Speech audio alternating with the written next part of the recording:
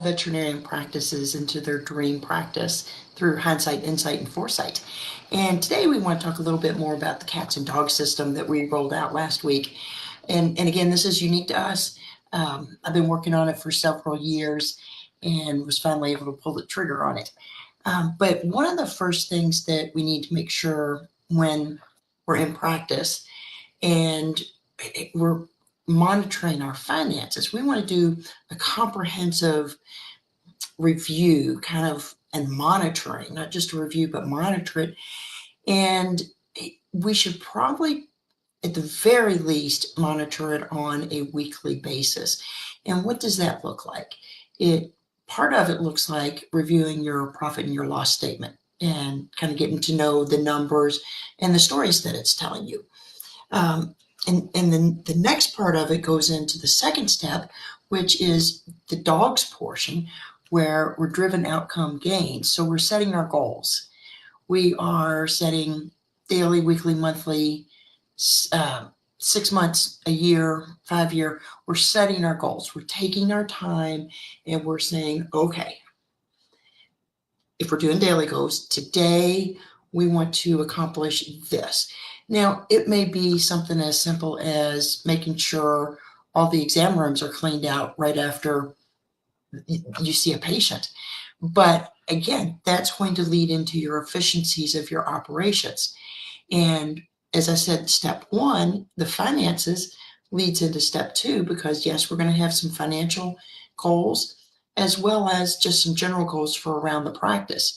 But we want to monitor those. We want to keep track of them. We want to visit them. We want to know what the outcome is, because again, what gets measured gets done. And we just want to make sure that we're on the right path. One thing that we want to do, and I find this true of our industry as well, but our clients are not necessarily educated in our businesses. So for instance, people don't understand what I do as an accountant or as a CPA, but I do. So when somebody's coming to ask me a question, I try to break those answers down into the smallest common denominator, so that it's an intelligent answer without being condescending. And I feel like when somebody asks me a question, they walk away and say, oh my gosh, that was a great answer. I understand the issue now. And so just think about that when you're giving us diagnoses, because we don't know medical terms.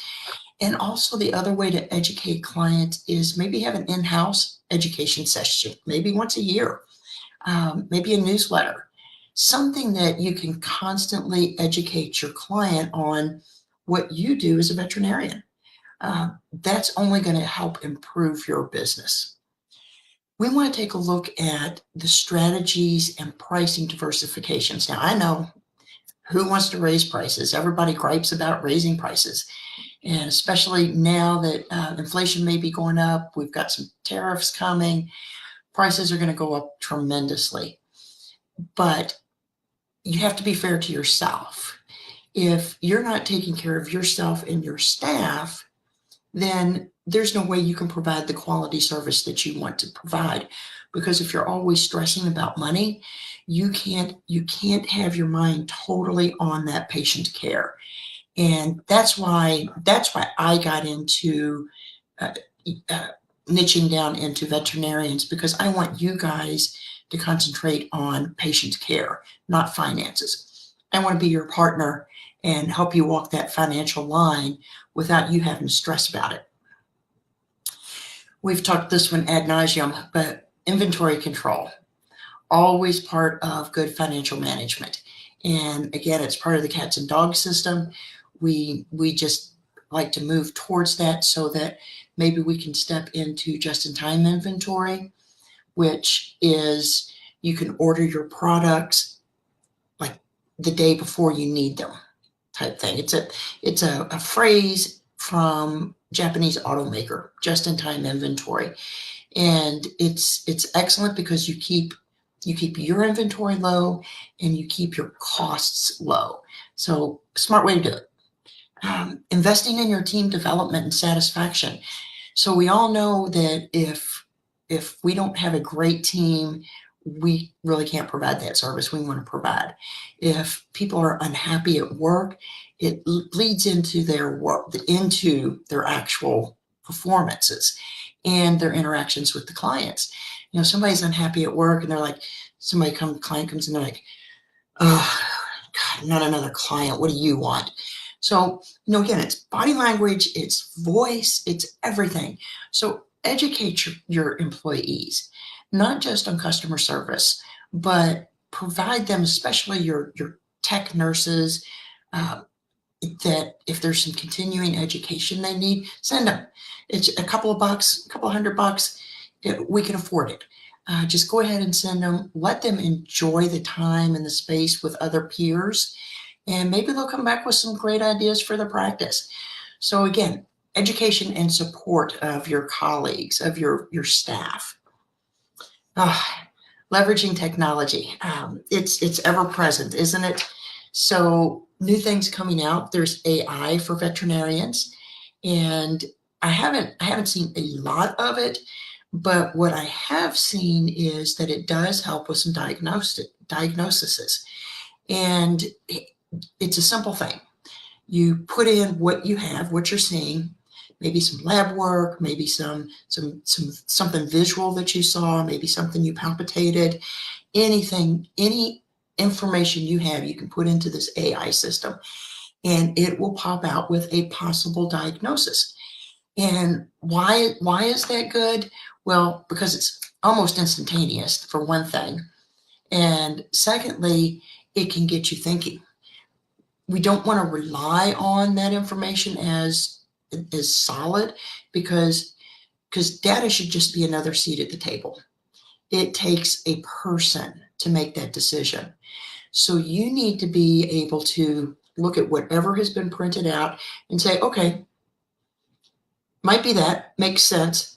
Let's follow through and see. So again, it's still going to be up to you to make the diagnosis, but it helps along the way. Maybe another source of income, actually, is telemedicine.